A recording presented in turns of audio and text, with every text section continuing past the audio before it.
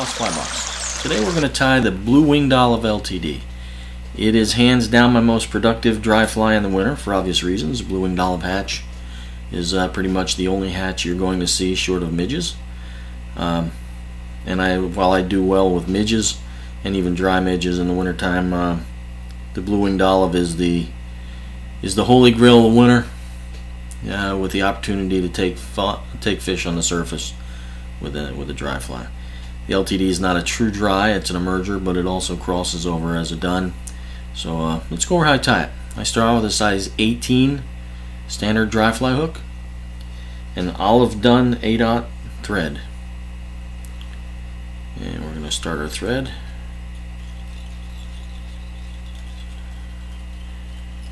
Wrap back.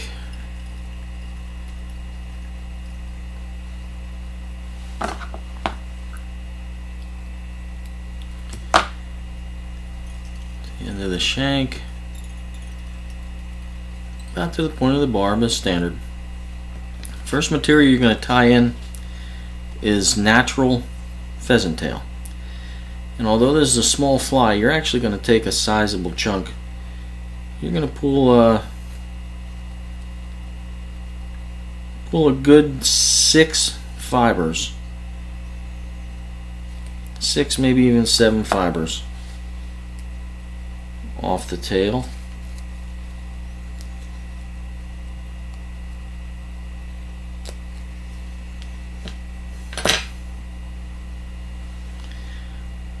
You're not representing the tail of the dry fly with this pattern.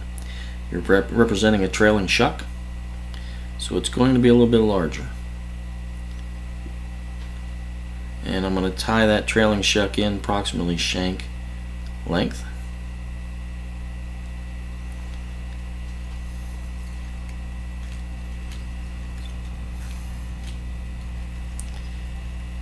And wrap it back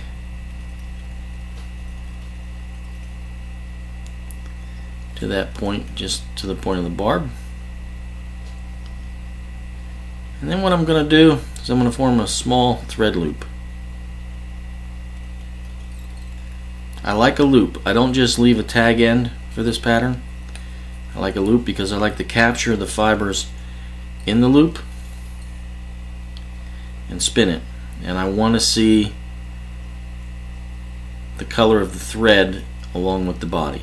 Then you're going to fold the butts back of those pheasant tail fibers, and you're going to wrap back again to the tie-in point,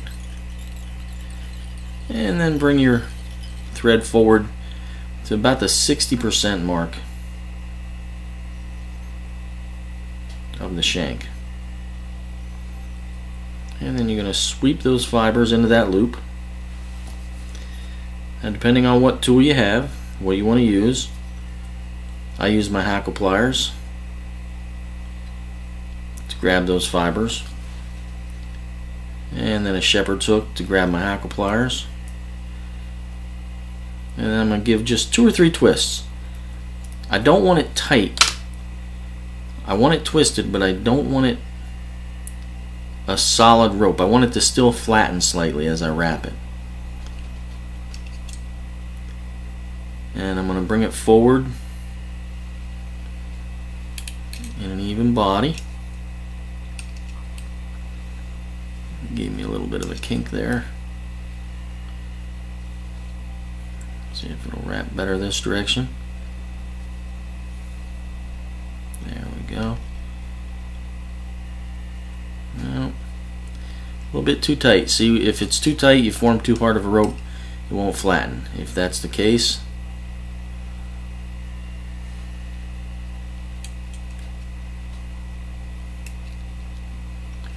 just give it a twist, or untwist it slightly, and then give it another twist so that it doesn't unravel. And right there, you're going to bring it forward to about the 60% mark.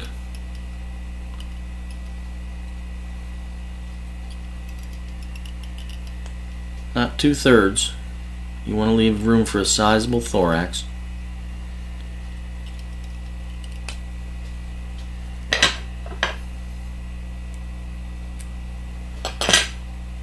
and then give a few security wraps.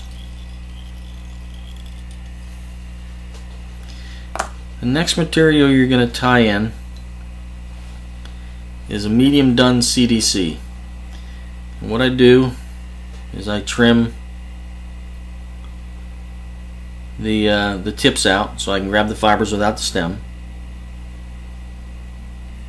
and I'm going to sweep it forward to grab as many fibers as I can that are standalone without the stem. Trim it a little bit just to get the ends even, and then we're going to tie it in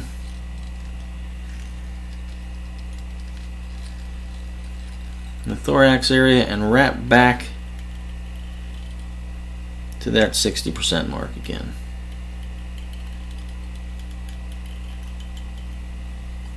I got one fiber extended a little bit. Trim that out now while it's not in the way of anything.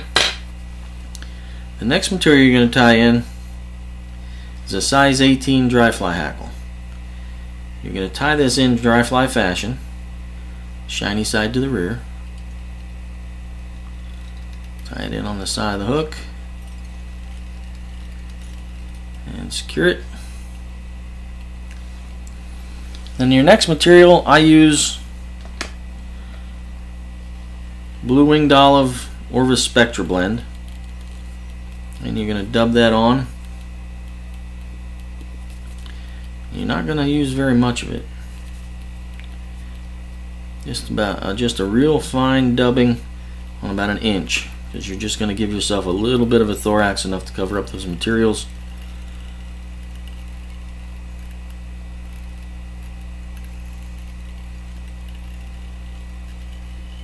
And bring your thread up behind the eye.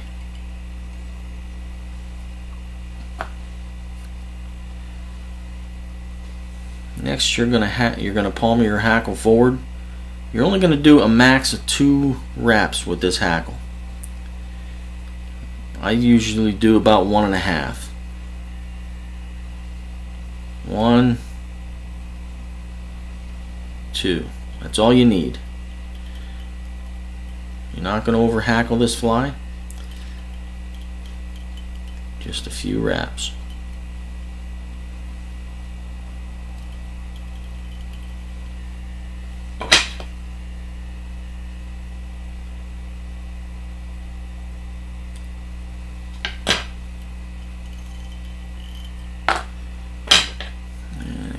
Extra right there that I already know is going to be in the way, so I'll trim that away right behind the eye. And then you're going to take your CDC, you're going to pull it up over the top, you're going to sweep the fibers back about halfway, then you're going to bring it down on top of the fly.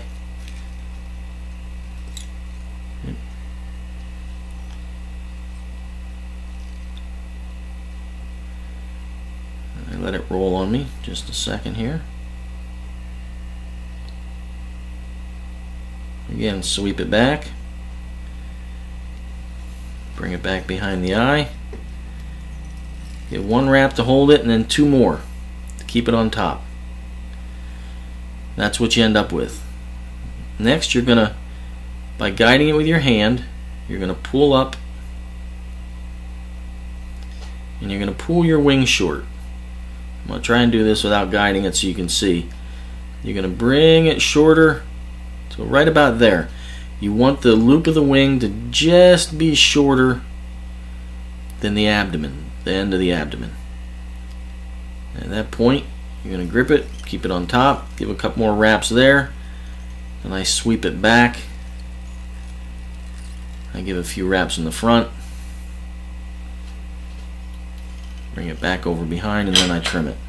That locks the CDC in place. If you got a better method, all means use it, but I do usually 2 behind,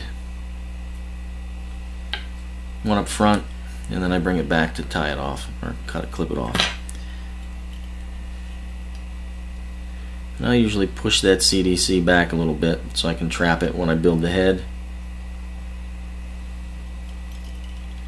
This generally will leave a little bit of a bulky head. I don't worry about it. It's a small fly. Nothing inspects the head on this pattern. And I clean it up afterwards. A quick whip finish.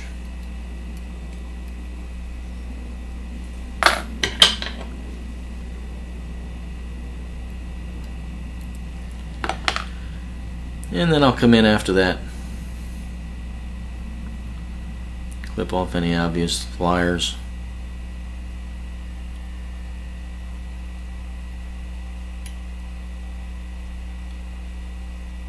Like I said, nobody's going to inspect the head on the water.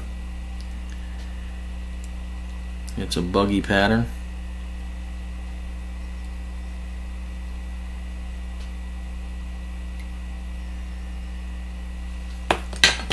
And then to finish the fly, small dab of Sally Henson's.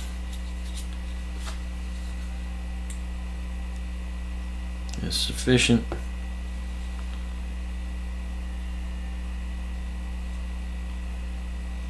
Let that soak in.